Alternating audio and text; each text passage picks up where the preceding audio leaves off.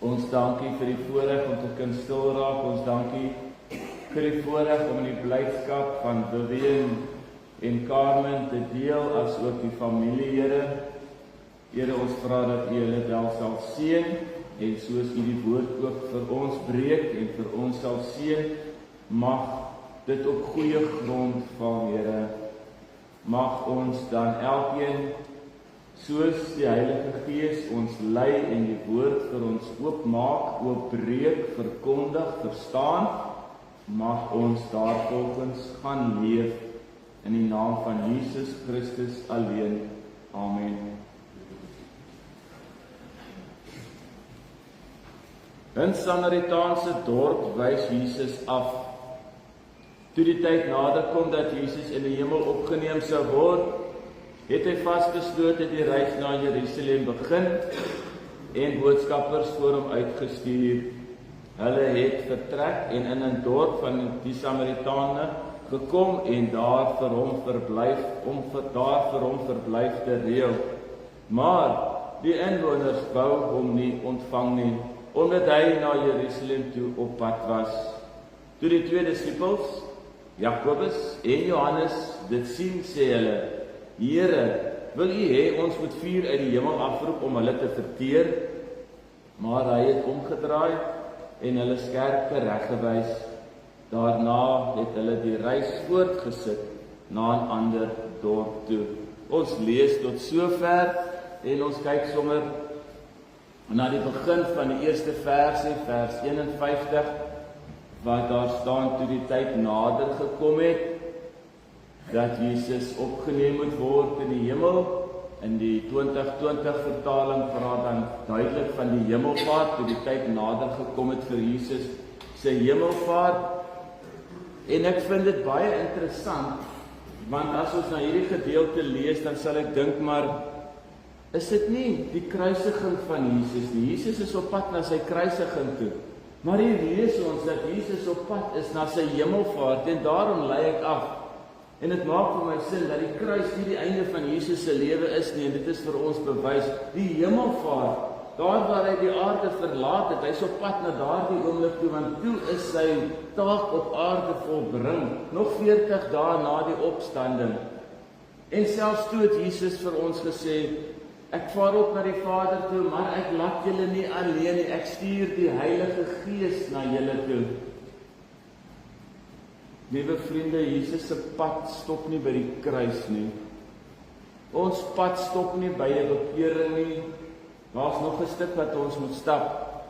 En ons pad stop ook nie by die dood nie, want vir die wat glo is die ewige lewe beskikbaar, en alselfs al gaan jy deur die vallei van doodskade, sê die Here, daar is ek ook by jou. So ons pad gaan aan tot in ewigheid vir die wat glo in die hemel, en die pad wat lei ook tot die hel toe vir die wat nie glo nie, en dit is ook tot in ewigheid. En hier kom ons agter vanoggend dat die tyd nader gekom het vir Jesus om doelgerig na Jerusalem toe te stap. Nie net na die plek van pyn en lyding en kruisiging en dood toe nie, maar ook die plek van volleinding, die plek waar alles tot 'n einde gekom het, Jesus dan opgevaar het na die hemel toe. En as ons dan kyk na ons agtergrond wat ons het, dan sien ons die Samaritane verwerp vir Jesus. Jesus wou hierdie plek, hierdie dorp, 'n onbekende plek, daar staan nie 'n naam watter Samaritaanse dorp nie, daar staan net 'n Samaritaanse dorp, en hierdie inwoners verwerp vir Jesus. Hulle sê: nee, hou verby. Jy kan nie tot stilstand kom hier by ons nie, gaan verby. Ons wil nie hê jy moet hier oornag nie. Jy mag en kan nie hier bly nie. En ons weet dat die Jode en die Samaritane deur die geskiedenis heen, hulle het nie op dieselfde vuur gesit nie. Die groot rede was gewees, toe die Jode uit ballingskap uit terugkom, wou hulle die tempel in Jerusalem herbou. En toe die Samaritane na vore gekom en gesê: maar ons wil julle as Jode help, ons wil julle help bou aan die kerk, ons wil die tempel weer herstel. draai die Jode om en hulle sê vir die Samaritane, julle is onrein, julle is 'n basternasie. Ons is die uitverkore volk, ons wil die tempel bou, ons gaan die tempel herstel en weer opbou, ons het julle nie nodig nie. Omdat die Samaritane as 'n bastervolk onder trouery en so het plaasgevind, en hulle was volgens die Jode nie suiwer ras genoeg gewees om die tempel te herbou nie. Toe die Samaritane en die Jode se paaie verdeel, die ene toe bly aanbid in Jerusalem en die Samaritane het gegaan na die berg Gerizim toe, naby Sichem, en daar het hulle toe aanbid. En nou begin dit duidelik word, want Jesus is waarna toe op pad? Jerusalem toe op pad. En nou sê die Samaritane, jy's op pad na die plek toe waar die tempel is, waar die Jode aanbid. Ons hou nie van julle nie, jy mag nie hier bly nie, jy moet verder omgaan. En hier staan in die gedeelte vir ons geskryf, hoekom hulle hom nie ontvang het nie, vers 53, omdat hy na Jerusalem toe op pad was. So dadelik kan ons sien, daar is onderskeid tussen die Jode en dan die Samaritane. Neem kennis, Jesus is verwerp. Hou verby, ek mag nie hier bly nie, ek kan nie oornag nie. Jesus wil kom tuis gaan. Ek staan by die deur van jou hart en ek klop. Jy gaan vir my oopmaak, of as jy vir my oopmaak, sal ek ingaan. En as die deur toe bly, dan verwerp ons vir Jesus soos hierdie Samaritane en hierdie onbekende dorp. Hou verby, gaan verby. En dan kom die twee disippels, Jakobus en Johannes, en dit wat hulle sê is nie iets niets nie, dit is nie 'n eie gedagte nie. Hierdie kom eintlik uit Elia se tyd uit, die 2 Konings 1 vers 9 en 10, en ek lees dit vir julle, waar hierdie twee manne dan sê, Here, hulle wil jou nie hê, jy moet ek nou vuur uit die hemel uit bid dat hierdie dorpie en al sy inwoners verwoes word. 2 Konings 1 vers 9 en 10 staan daar vir ons geskrywe. Hy stuur toe 'n offisier met 50 manskappe na Elia toe. Die offisier het na Elia toe opgeklim, waar hy op die top van die berg gesit het. Die offisier het vir hom gesê, man van God, die koning het beveel, jy moet afkom na hom toe.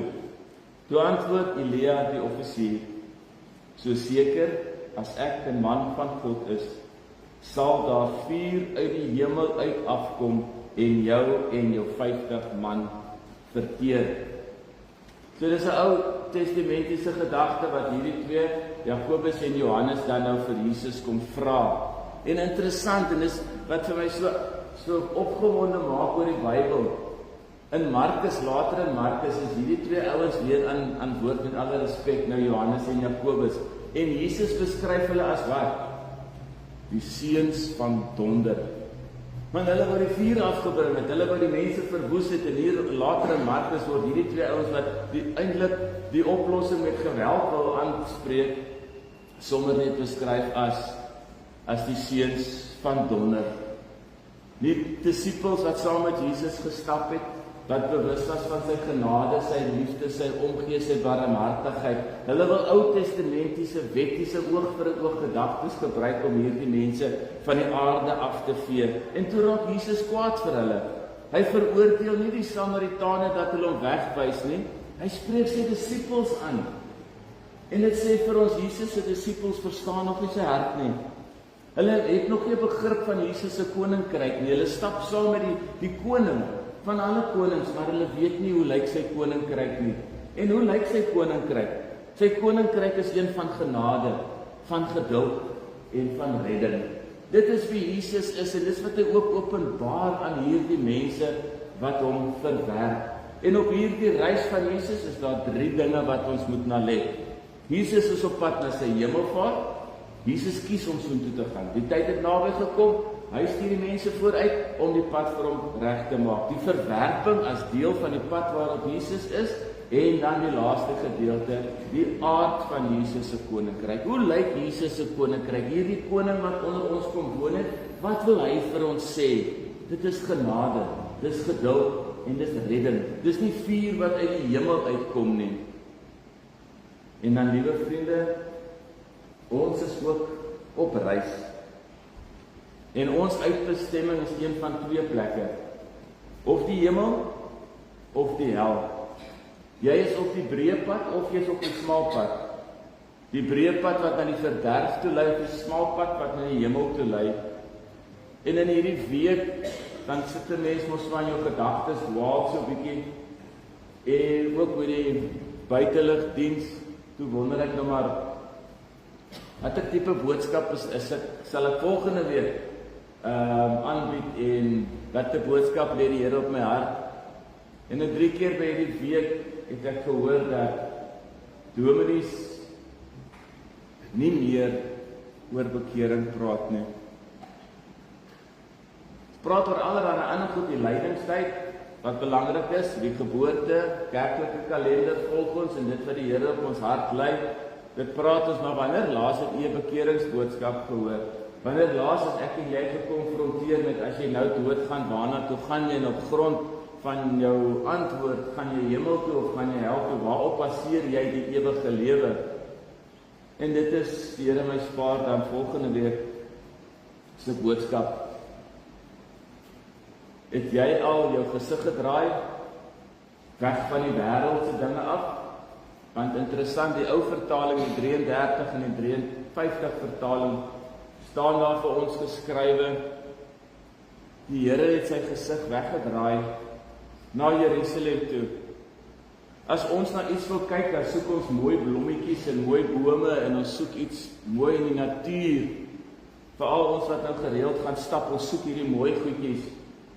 Jesus draai sy gesig na 'n plek van pyn, lyding, dood, kruisiging. Dis waarna toe hy sy gesig draai. En met hierdie gesig wat hy draai na pyn, lyding, kruisiging, dood, vernedering, waar hy gespoeg op word, stap hy doelgerig en vasberade. Hoor u 'n stuk van Jesus se hart? Hoor u 'n stuk van doel op aarde geplaas, hoekom hy hier is? En nog voordat hy dit beleef het, die vernedering, die lyding, die dood, ervaar hy alreeds verwerping. En hierdie verwerping is deur mense, deur sy eie volk in Jerusalem. Later het hy verwerping ervaar deur godsdienstige leiers.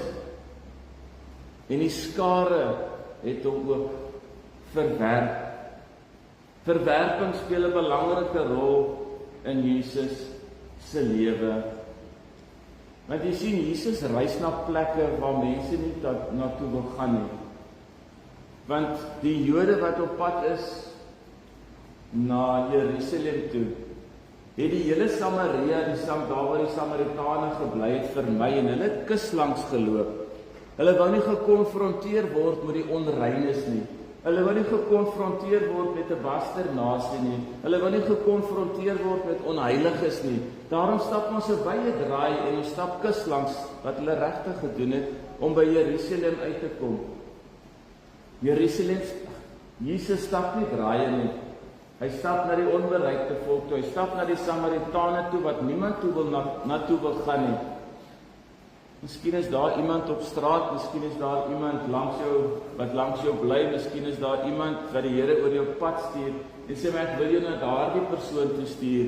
Nee Here, hy is onrein of sy is onrein. Dit is nie wie ek is nie. Ek stap maar kuslangs, ek stap wyd om verby. Jy sien dan Jesus reis na plekke wat ons nie na toe wil gaan nie.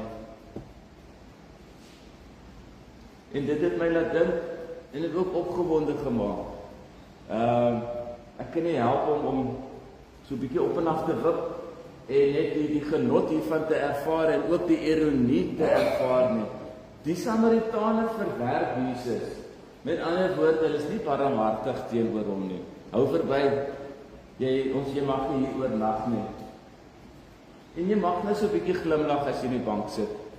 Paar hoofstukke later, wat vertel Jesus vir ons? Die verhaal van die barmhartige Samaritaan. Waar almal verbygestap het en die Samaritaan ry uit na die Joodjie toe. En ek dink die disippels moet regtig te mekaar gewees het. Here, ons is nou so 'n paar hoofstukke terug verwerk deur hierdie Samaritane en hier kom gebruik U hulle as 'n voorbeeld van barmhartigheid. Dit is my so mooi om dit agter te kom dat Jesus nie 'n wrok hou teenoor 'n mens wat hom verwerp het nie. Hy kom en hy betoon genade. Ek is lief vir die Samaritaan, ek maak van hulle voorbeeld van barmhartigheid, leer by hulle, julle wat verbystap, kom leer by hulle. En daarom kan ons sê, eers deur die Samaritaan is Jesus verwerp, sy eie volk, godsdienstige leiers en uiteindelik die skare. Daarom kan ons sê, die disippels verstaan nie Jesus se hart nie. Selfs wanneer wanneer mense God verwerp, bly sy genade. Die einste mense wat hom verwerp het, gebruik hy as voorbeeld. Ek dink aan Jesus en ek besef hoe groot sy genade en sy liefde is. Ek dink aan Jesus as die een wat vanoggend sy gesig draai na 'n plek van pyn en lyding en ongemak, wat doelgerig daardie pad stap. Die woorde vasberade, vasbeslote, doelgerig, veral daardie woorde kom in die 2020 vertaling plaas. Ons as mens in die teenpool, die teenoorgestelde van Jesus, ons wil vuur uit die hemel op die mense laat afreën. Hulle wat nie van ons hou nie en ons nie van hulle hou nie. Maar hier kom sê Jesus, die eintlike uitverworpene, sê maar ek maak van hierdie mense 'n voorbeeld van barmhartigheid. Ek betoon liefde en genade aan hulle. En ek wil op hierdie oomblik net vir u vra, hoor jy dit? Hoor jy dat mense wat Jesus verwerp het, dat hy stil staan en uitreik na hulle? Beleef jy daardie emosie, beleef jy daardie gevoel, dat alhoewel jy dalk in jou verlede, of tot vandag toe nog, of môre nog dalk die Here verwerp, en sê, Here, hou verby, wil niks met jou te doen hê nie. Maar dat die Here nog steeds staan en klop, en dat die Here se genade en die Here se liefde nog steeds daar vir jou is. Hoe laat dit jou voel? Wat beleef ek van die Here? Wanneer ek dink mense verwerp my, maar hulle het ook hom verwerp, en nie net by een geleentheid nie, by 'n paar geleenthede. En dan kom Jesus en hy spreek sy disippels aan, maar hy raak nie kwaad vir die Samaritane nie. Verstaan ons Jesus se hart? Verstaan ons sy koninkryk? Verstaan ons sy bemoeienis met ons? En hoe laat hierdie verhaal van die barmhartige Samaritaan ons voel in verhouding of in vergelyking met die mense wat ons verwerp? Hierdie reis van Jesus eindig eers in Lukas 19 vers 28. In die res van die hoofstuk of die res van die boek lees ons dan van die verlore seun, die barmhartige Samaritaan en die ryk man en Lazarus, wat alles dui op koninkryk, wat omgee, ook tussen reg en verkeerd, die ryk man en Lazarus, daar is 'n hemel en daar is 'n hel. Ek sluit af met die volgende punte. In hierdie paar versies leer ons die volgende. Jesus kies doelbewus die pad na die kruis. Vrywillig, doelbewus, vol liefde, stap hy hierdie pad vir jou en vir my. Die wêreld reageer dikwels met verwerping. Dit wat ek goed bedoel, dit wat Jesus mee op pad is, en wêreld ervaar verwerping. Ek kom na jou toe met die goeie nuus, die goeie evangelie, die boodskap van hoop. Jy gaan moontlik verwerping ervaar en beleef. Jesus het gesê, die van hulle wat julle verwerp, verwerp nie julle nie, maar verwerp my Vader wat julle gestuur het. So nog steeds ervaar die Here verwerping. Disippels, ons as mens, verstaan nie altyd Jesus se hart nie. So daarom moet ons ook sê, Here, help my om te verstaan. Ek wil u hart verstaan, dat u genadig is, terwyl ek vuur uit die hemel wil afbid op mense. En Jesus kies genade bo oordeel.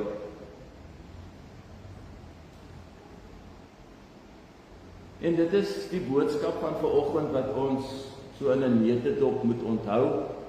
Maar ek wil net weer uitkom, en dit is 'n groot belewenis vir my gewees, waar die Samaritane Jesus wegwys, maar hy gebruik hulle paar hoofstukke verder as die barmhartiges. Ons wil mense wegwys, maar ons kan ook mense gebruik as barmhartig is in die koninkryk van die Here.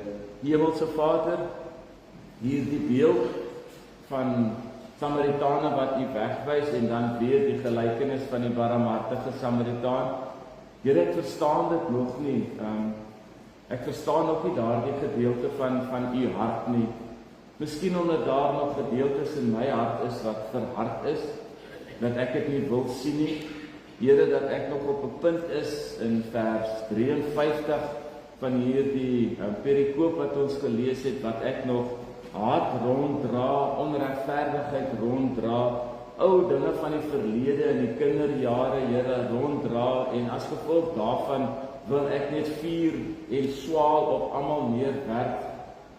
Here, maar dis nie U hart nie. Dis nie 'n hart wat U kind behoort te hê nie. Here, mag ons dan soos U gesig wegdraai. Mag daar 'n tyd kom, soos wat ons lees in hierdie eerste verse, daar het 'n tyd gekom. Mag hierdie tyd nou wees, dat ons sekere dinge begrawe, sekere dinge aan U oorgee. Here, ons gesig wegdraai van die wêreldse dinge wat ons kwaad maak, wat ons onregverdig behandel, en waar ons verwerping beleef. En Here, mag ons kruis opneem en U volg. Here, ons stap dag vir dag die pad saam met U. Ons weet as gelowiges waar hierdie pad gaan eindig. Hierdie pad eindig in die hemel, by ons hemelse Vader, waar daar geen pyn en lyding en verwerping meer is nie. Here, dit is die pad wat ek wil stap. Help my om hierdie pad doelgerig te stap. Soos wat ek nou weer uitgaan en na my motor toe stap, Here, so stap ek na my eindbestemming toe. Ek dwaal nie rond en dwaal eers deur 'n klomp ander voertuie voordat ek by my motor uitkom. Ek weet waar ek geparkeer is, Here, ek stap soontoe en dan ek hierdie sleutel vir daardie motor. Mag dit sommer 'n beeld wees van doelgerigtheid en vasberadenheid om ook uit te kom waar ek moet uitkom. En dankie, Here, vir die Heilige Gees wat my help. In Jesus naam, amen.